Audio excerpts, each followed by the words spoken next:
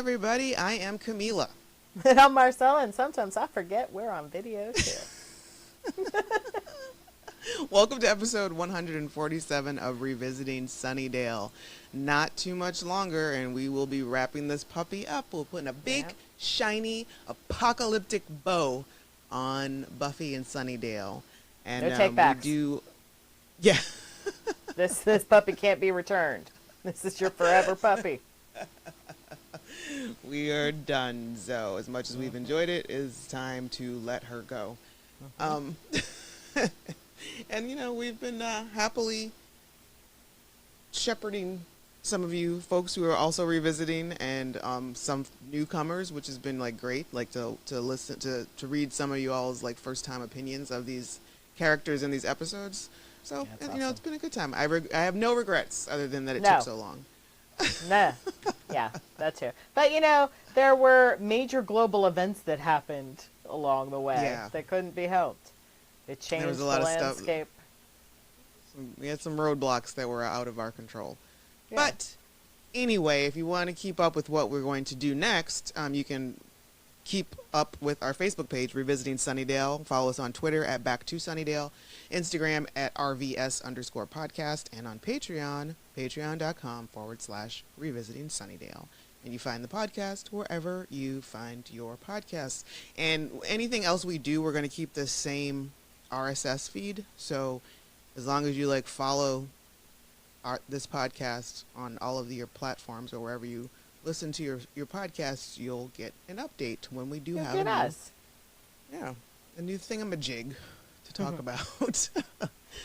But before we hit record, Marcella, you said there was something about DB Woodside. Apparently twice now he's been up in the social medias, and I don't know if it's just because I follow him on social medias or is he just really everywhere. But what is up? Well, so as you all may or may not know, this is kind of the middle of July 2023, and the entertainment industry is on strike.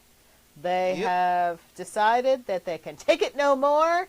They must be paid a fair wage, and like Sally Field, they're holding up that union sign.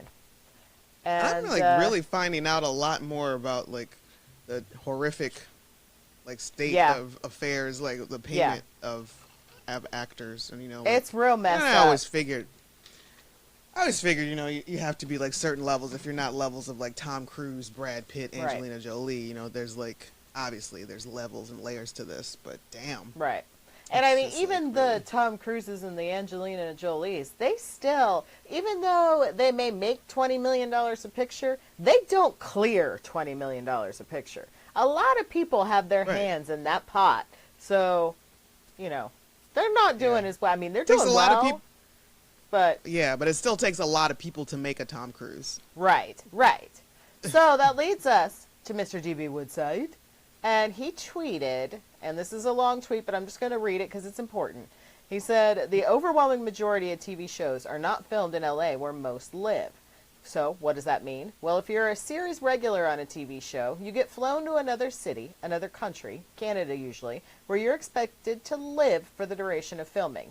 They give you a relocation fee to get you started. Usually falls between $4,000 and $8,000.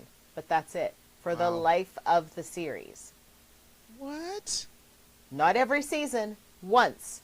I repeat, once. So if you're on a show for 5, 6, 7 seasons, you're expected to pay your rents and mortgages and car leases back in LA where you live.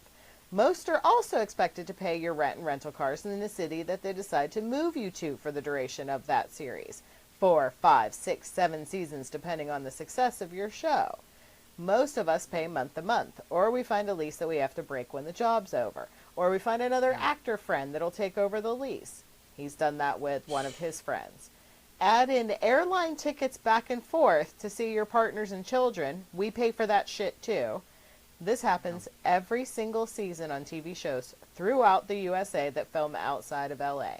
I don't know many folks that can easily afford a mortgage, apartment rental, 2 cars, 1 lease, the other a rental car, and airline tickets to see their families and not eventually feel the pain financially.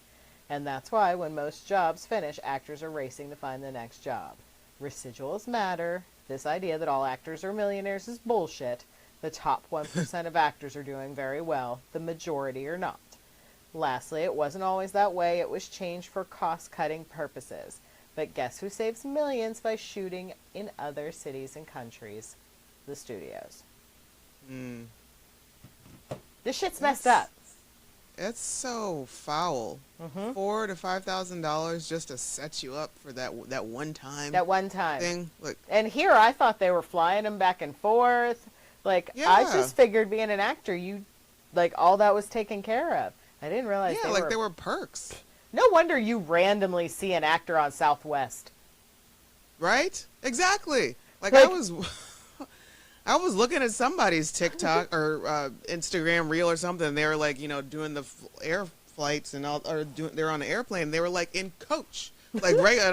And I was confused. I was like, why are you in coach? Who booked you in coach? What PA is about to get fired for booking you in coach? It's like that one time I got on the plane and Gary Owen is in first class. I sure did give him the black person head nod, but that was it. Just mad, like, yep, I see you. But like, bruh. What? You're still, still, it's a United flight. What are you doing on a regular old, where's your private jet? I didn't assume that, all of them had private jets, but I thought at least, like, studios. Right. Kind of, like, I kind of felt like the studios had a thing where they had their own, but... Right. Executive jet contract, like... Yeah, just like... Wow. Man, I have misunderstood. I am deeply sorry for any time I may have said something offensive about any actor and how they chose to spend their money or the fact of what they were doing in order to make some money. Although I still say spending $50,000 on a purse is stupid and you need slapped in your face. Oh, absolutely. Like, absolutely. That's because you should be paying your rent, you dumbass. Like, go pay your rent.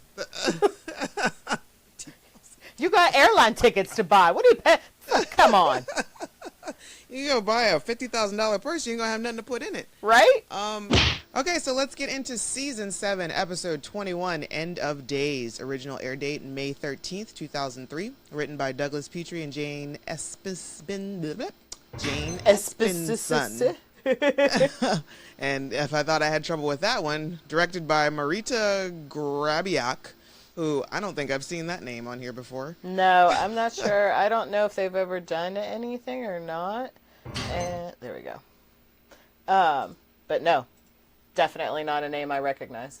Yeah, so Buffy has a powerful new weapon, but the gang cannot find any information about the origins of the mysterious Scythe.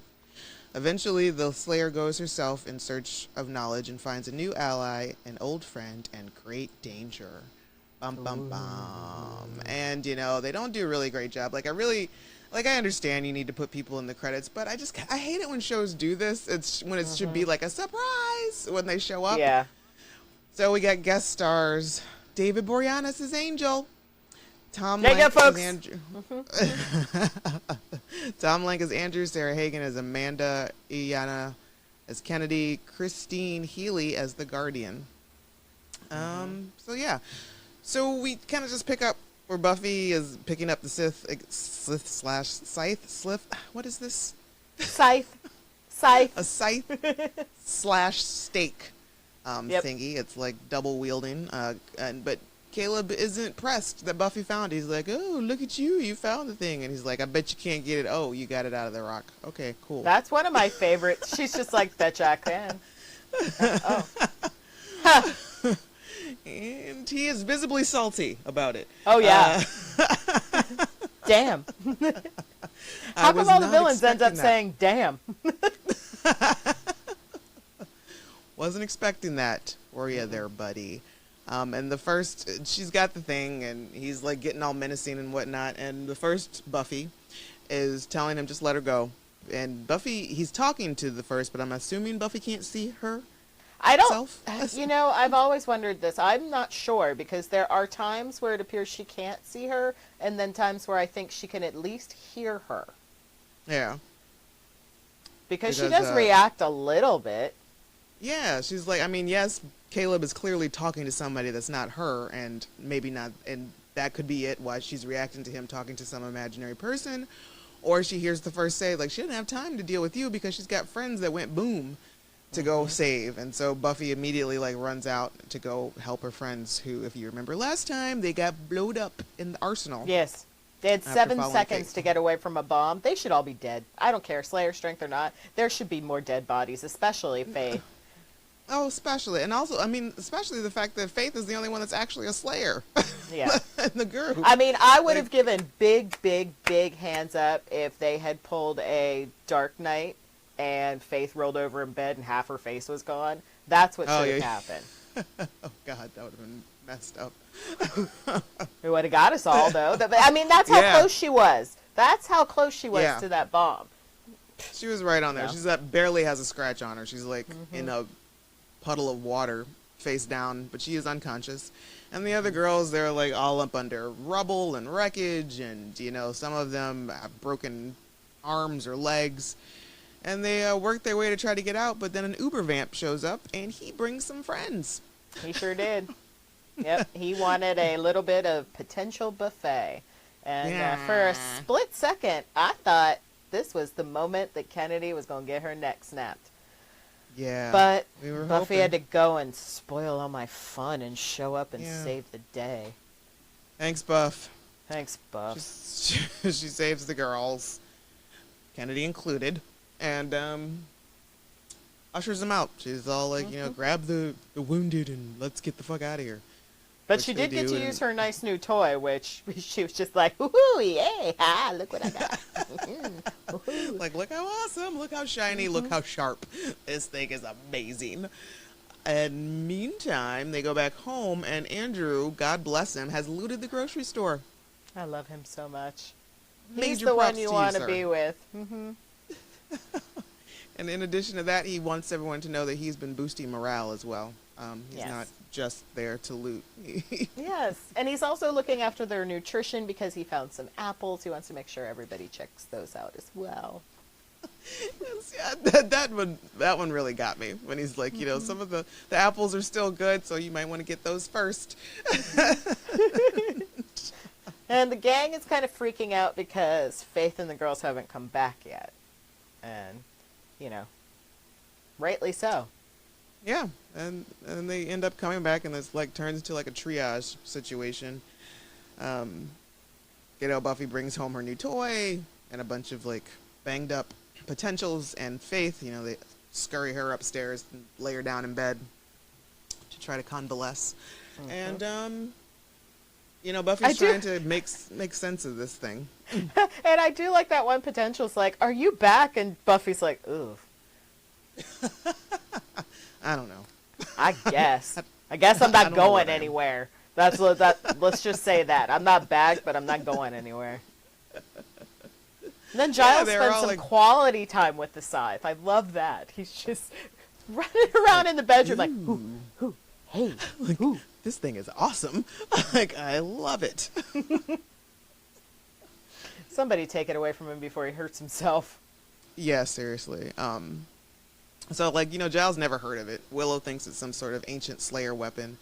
And Buffy mentions that she felt something when she was holding it. Like, she felt charged or like it belonged to her. Yeah.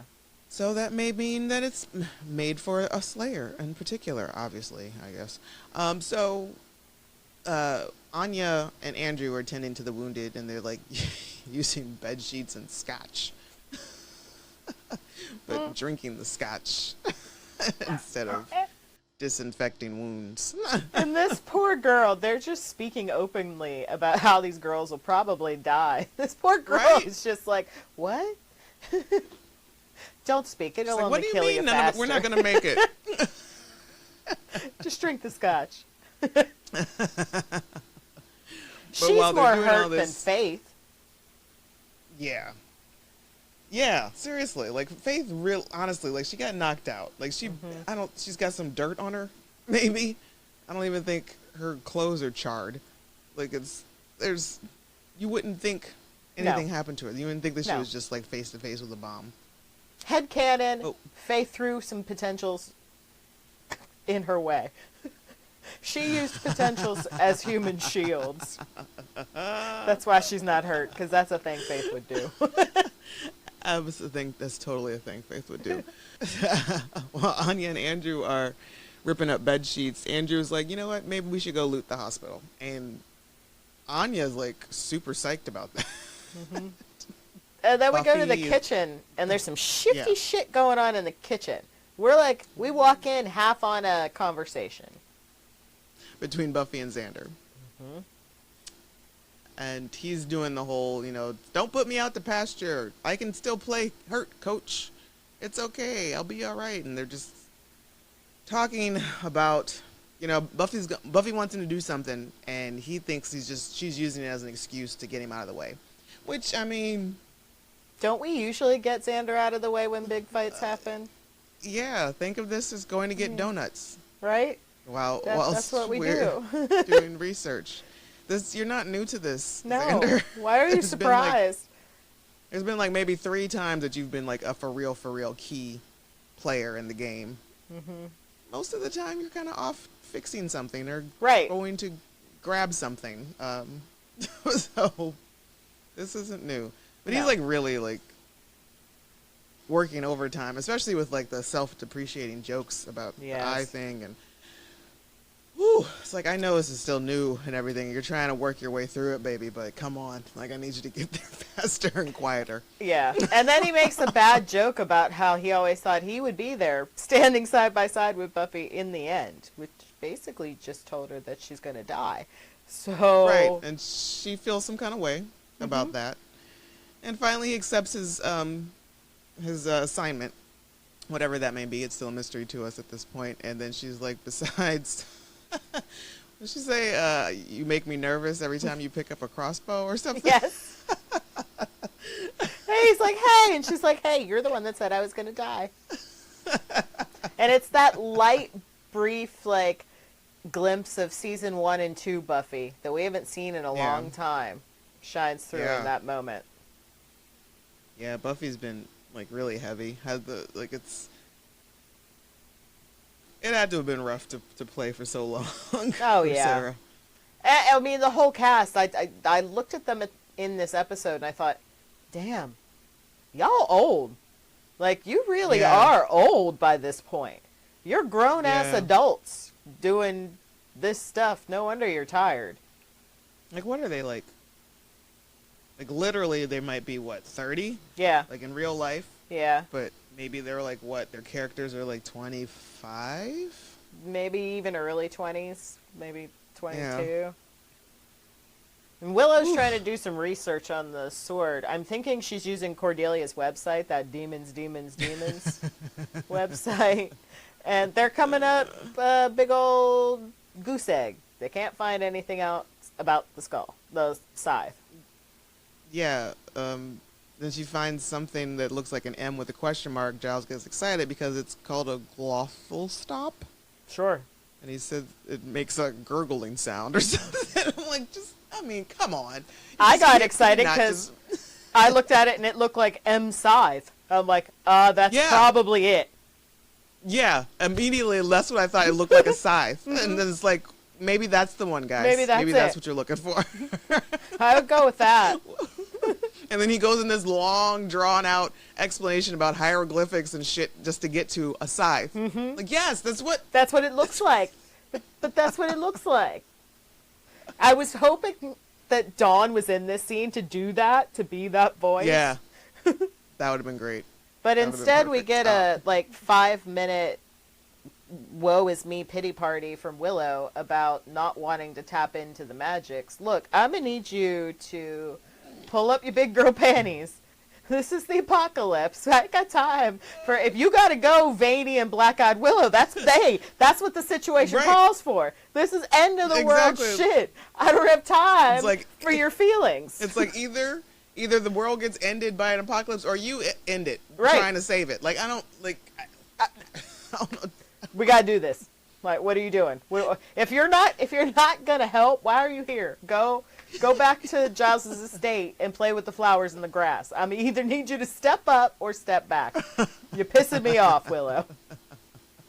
And you can see, and Giles basically says all that with his eyes without saying it, because he's like, maybe you want to try a little tapping into the magics? And she's like, and she's like, no, I can't, I don't want to. And you just kind of see the disappointment, and I'm like, all right, girl, fine, whatever. But out in the car, we get what might be the most sad piece of information ever relayed. It's so fucked up in the history of this show. You remember that cute kitten that Tara had? Little Miss Kitty Fantastico? With an amazing name, yes. Yeah, well, yes, Dawn killed it. Dawn killed it. Apparently, because Xander takes her to his car to look for her crossbow, and they're looking a little too hard for a crossbow in a car. Yeah. Like, you glance in the car, and it's like, okay, it's not there. It's not hiding under that blood, like, no. But... yeah, she's like, I told you my crossbow's not in here. I don't leave crossbows all willy-nilly, not since Miss Kitty Fantastico. And I feel like that deserved a little bit more than just a little drive-by explanation, a little mentioning. Yep. I want to know when, why, and how.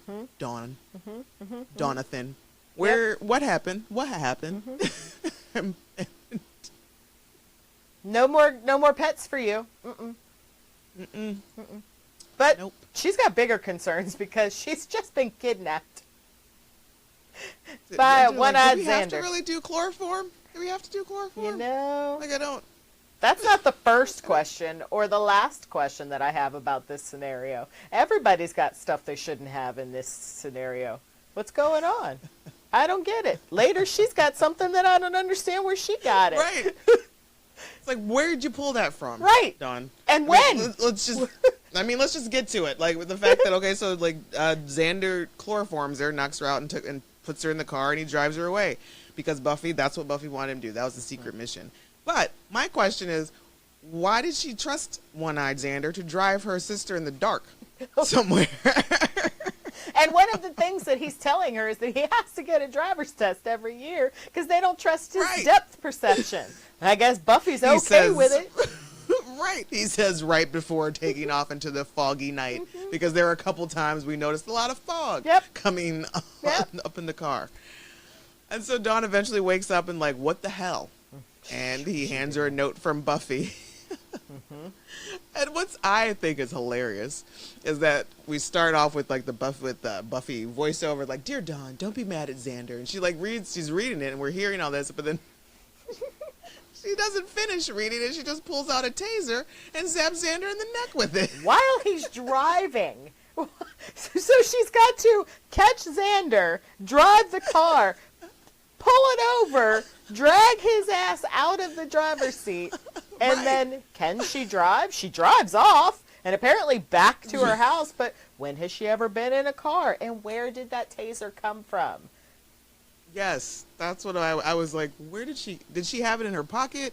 Was this just like in Xander's side pocket of the car door? And because he didn't do a very good job of like, fortifying the area of what you're going to kidnap somebody, make sure they don't have any weapons within arm's reach.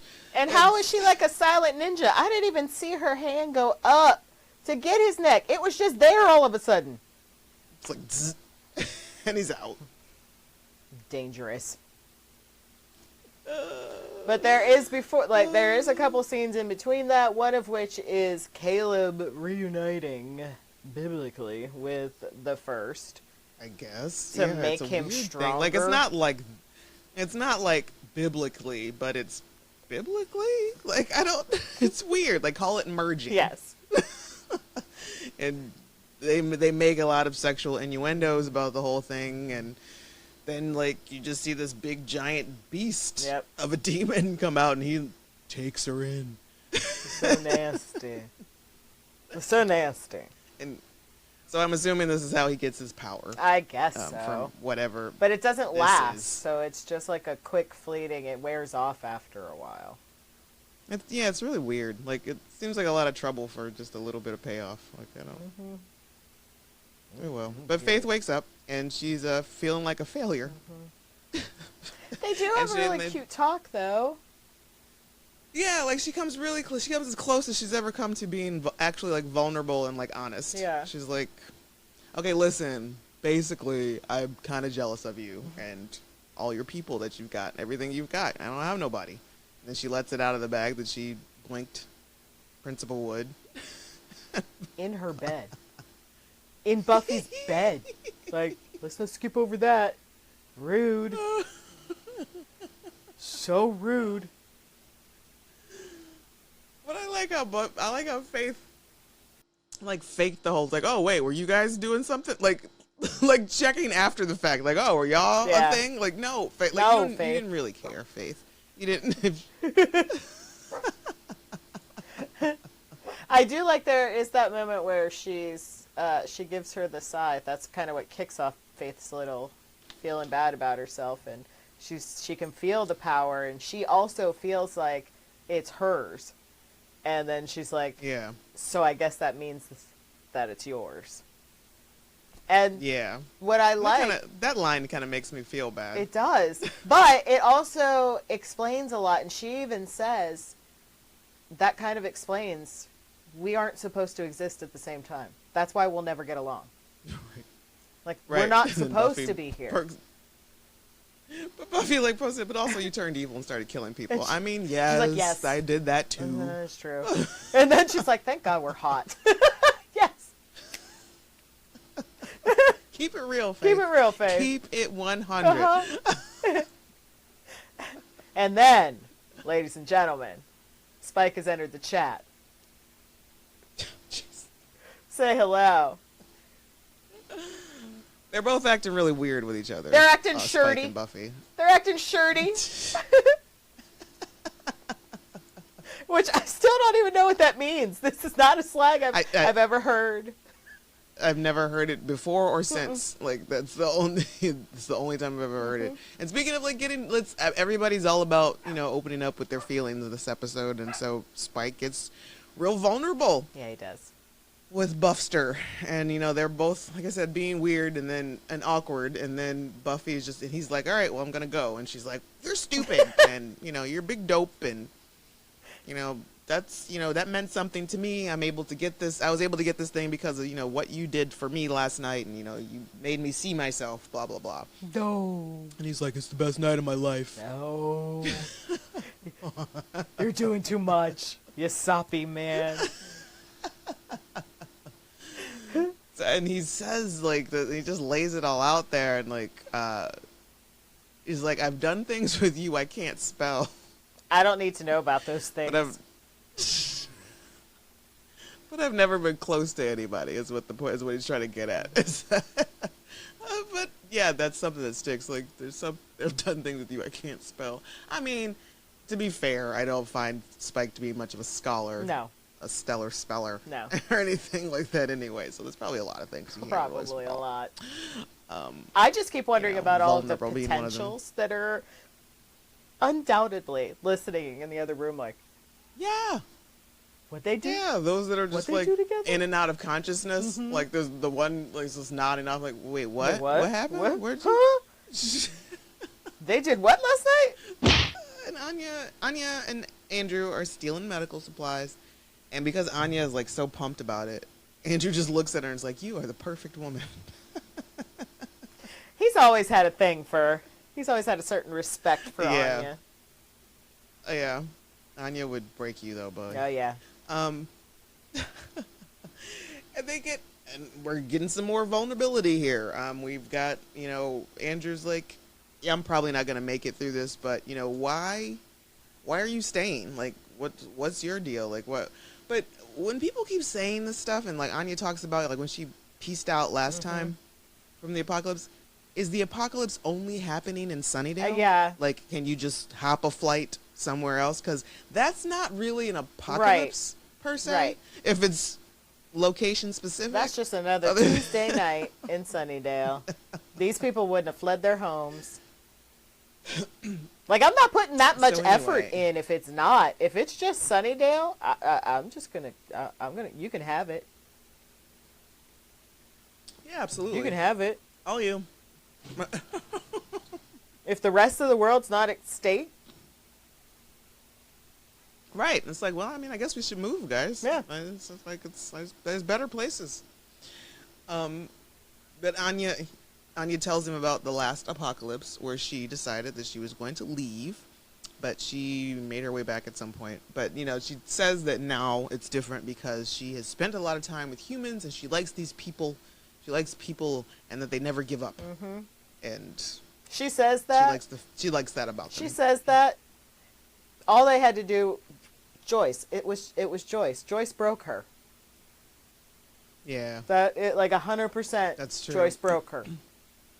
She saw how fragile life was, and it gave her respect for life. Right. Yeah. But then Andrew goes on to make fun of her. Like, you love humans.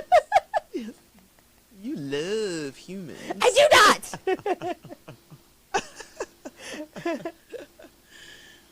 But then it comes down and they just decide to have a wheelchair fight. Oh my god. This looked like it was so much fun to film. Tom does a really good job of portraying vulnerability. And I don't think people give him enough credit for being amazing. He's like this little side character, but with these big emotions. He brings so much. Yeah. He brings so much to it. Like, anybody in the hands of somebody else, this could have been just like a real, just like boring. It's like, why is this person here? Like, we don't need an Andrew, but he does some really good work here. Way to go, Tom. Yeah. And Buffy has gone to some convent or something? Yeah, she's going to hunt down some information about the Scythe. She thinks she's going to find out some info, and she runs into a dusty old broad. Who just steps out, this broad who, like, she kind of looks like Kate Blanchett and... This is the part in the Helen script Mirren. where you're in the writer's room and you're throwing everything at the wall, and somebody forgot to take this part out. So she meets this old lady, and she comes out, and the old lady just comes out from these curtains that are just like, hey, I've been waiting for you. What? Here in Sunnydale? Right. I'm grateful, like, how convenient, like, all this information and everything Buffy needs is just right here in Sunnydale. She doesn't have to go any further than the fucking espresso pump to find all this stuff. So all I needed was, like, a magical portal. That's all. Like, I just needed... Yeah. Because there's no way this Just a bitch has been CGI. hanging out in Sunnydale all this time. Who's feeding her? So she doesn't need to eat. She makes a comment about looking good for her age. I look good for my age. And then she gives your burn of the week. Yes. So this woman says that, you know, she goes on to this long story about how the Scythe was made in secrecy in order to keep from the Shadow Men, who then became the Watchers. And so this woman is a guardian. I don't know if there was more of her. I don't know if she's the last one left or whatever. But before she goes on to give this lengthy explanation, she's like, wait, I'm sorry, what's your name again? And she's like, Buffy. And she's like, no, really. And then Buffy just kind of looks at her, and she's like, and she gives a look, okay, we'll go with that. But it's like, damn, girl, like, why? What's your name? Apocalypse, bitch. Like, come on. Priorities. I need you to keep it straight. Really? I need you to focus. Focus. Now's not the time to be petty. She goes into a really long conversation about the origins of the Scythe and what it's all blah, blah, blah, blah, blah. Blibbity blah. And then and I don't think I then enter fucking then Caleb her neck snap out of build. this- Just whoop. I'm here for it. And then he had to had a little smart ass comment. It's like, I'm sorry. I didn't catch all that in count of her neck cracking it, snapping it off. Sir. How'd he get in there? The woman's body is not even cold. Right? And And how did he get down there without her? She's really bad at all the sneaky stuff. Like, yeah, like this is just a giant question mark. And you're right. Like, this is just some like randomness that you just brought in at the last minute, like a last minute Hail Mary kind of thing. Like, there is no explanation of who, what, when, why. Like, yeah, okay, sure. She says, you know, she's been there forever. Okay, but why? How? Why Sunnydale? Right. Why Sunnydale? How? And I'm sure there are better things you just could have been doing all this time than just waiting until somebody came to you. Right. Like, you couldn't have found Right? her. You couldn't have been like, hey, like, talk to some Slayers. I don't know. It's. Ugh. She's probably But yes, walked you're right. past A portal that would have been 100 times. She could have been like, "Hey, I'm down here. I got something you might want." Any questions? Any questions you might? Some curiosity about your birthday? Well, and why did you put the scythe at the vineyard, and then you're hanging out over here? Why are you making shit unnecessarily difficult? I don't understand. If you're supposed to be the guardian, why aren't you guarding it? Like, actually, like, shouldn't it be in your hands? You ain't guarding shit. You have helped no one. Nope. And that's why you got your neck snapped real easy, because you're helping nobody. Yeah. Oh yeah, the scythe was made to kill the last pure demon. That's one of the things she says that she mentions. So it's like, so yeah. But she's and Caleb and Buffy fight. It's a good one. It is such a good fight because really Caleb got powered up. He's got the power of the demon inside of him, and he leveled up. And Buffy's a little shocked. She's like, "Oh, damn." Well, all right then. And he almost gets her. But then someone's like, "Hey," and knocks him out. And ta-da! It's Angel. Which I gotta say, and Buffy's got this. You mentioned at the beginning of the show about them putting his name in the credits, in the opening credits. Mm-hmm. Can I just tell you, when this episode first came out, how salty I was that I had to wait the entire episode for this bitch to show up the last 2 minutes of the episode? Right. Like, I've been waiting. Right. His name came out right away, and I'm like, well, where is he? Where is he? Where's Angel? You said he was in this episode. Where is he? Last 2. Yes. He gets exactly 45 seconds of screen time, 5 lines. But I guess it's good and all because he knocks him out and she's like, "Oh my God, Angel, you're here! Oh, this is amazing." So he goes in to help, and she's like, "No, thank you."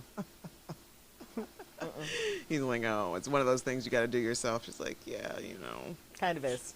It's just how I work. Excuse-moi. So she goes and finishes the job, and it seems like the death of Caleb is a little easy, less than likely. Yeah, I expected something more. She should have at least beheaded him. Absolutely. It was just she sliced him in the belly. I guess I don't know, but. He's down. He's down for the count. He's gone. And then she goes in for a big old smoocheroo with Angel. Sure did. And before the words, when this episode first aired, before the words could come out of my mouth, I was like, "Oh, there." We pan to a very upset Spike. He's in the shadows. He's smoldering. He's stewing. And the first is, as Buffy standing behind him says, "That bitch." And I'm like, I was just about to say that. I was just about to say that bitch. Because you just got done telling Spike. You just said the words, telling Spike how important he was to you, how special how pivotal he was in your success right now, and then you're just like, oh my God, and Angel comes back and just drops everything, and it's immediately tongue in your mouth. That wasn't the only. I'm pretty sure earlier in the episode she also had a very distasteful joke at Spike's expense about him not being able to take no for an answer. So we just joke about those things now? We joke about that? So that's just that's just an aside now, just a funny anecdote. Throw that out there. Remember that time where you refused to say no or take no for an answer? Oh, so now memories. Here she is, just digging the knife in even further. I'm just gonna go kiss this one. Okay, so there wasn't any song. No song. Just the score, Robert Duncan. Yep. Which, not even that good. Sorry, Robert. No. Right. Bodies dropped. There's a lot. We had 2 unidentified potentials killed by the explosion, an unidentified potential killed by one of the Toricons, 3 Toricons dusted by Buffy with the Scythe, and the last Guardian, whose neck got snapped by Caleb. You know who that last Guardian reminds me of? She reminds me of that dusty old man at the end of Indiana Jones and the Last Crusade. Also just hanging out in a room for no damn reason. So maybe somebody had just seen that at that point, and they're like, you know what this one needs? We need a dusty person. We need a dusty person to explain the plot. Hanging in a cave. Who's been hanging in a cave for 100 years. It's insane. Just waiting for somebody to find them. Insane.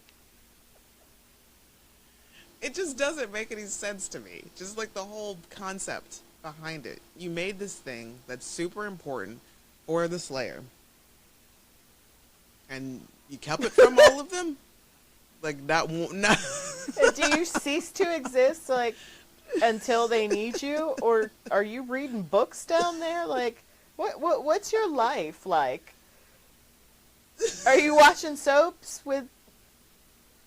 Right. Do you have a hot plate down there? Is this the campfire situation? Like, was she in the back? Like, shit. Finally, fucking here. I can't. I was in the back. I don't even have. Where's all my? This time. I need my dusty robe.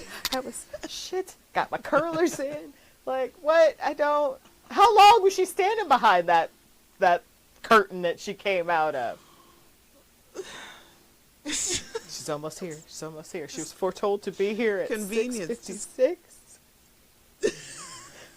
Okay. Any day now. Yep. Here we go. Here we go. All right. All right. Be cool. Be cool. Be cool. Don't be a doofus. Don't be a doofus. It's showtime, Gilda. It's showtime. And then she fucked it up. You had one job, Gilda. One job. One. That's all you had to do. You couldn't even do that. Man. You didn't hear this Right? Right? You. You're too busy being snarky about this girl's name, and you got fucked up. Yeah, that's what you get. That is what you get. Does it pass the Bechdel test? Oh boy. I don't. Probably. I think maybe it was like Faith and Buffy. Maybe.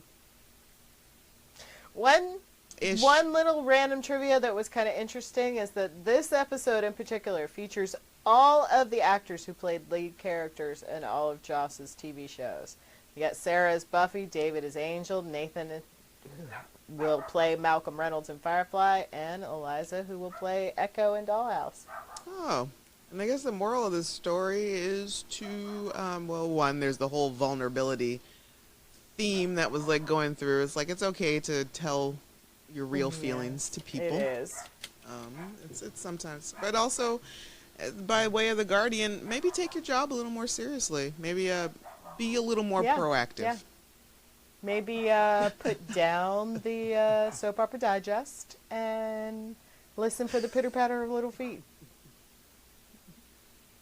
Just a suggestion.